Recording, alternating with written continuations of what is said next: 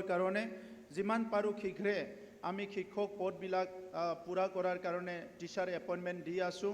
কেইদিনমান আগতে প্ৰায় 1400 আমাৰ হাইস্কুল আৰু হায়াৰ ছেকেণ্ডাৰী স্কুলৰ শিক্ষক আমি নিযুক্তি দিছোঁ।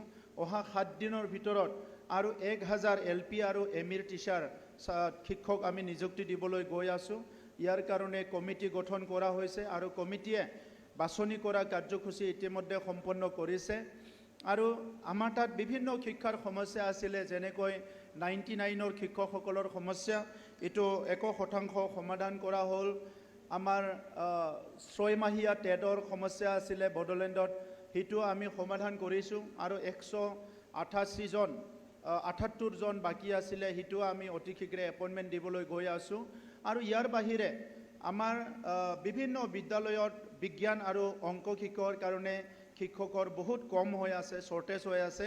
এই কথাটো লক্ষ্য ৰাখি আমি অহা 6 মাহৰ কাৰণে প্ৰথম এটা পাইলট প্ৰজেক্ট হিচাপে আমাৰ বিজ্ঞান শিক্ষাটো গুৰুত্ব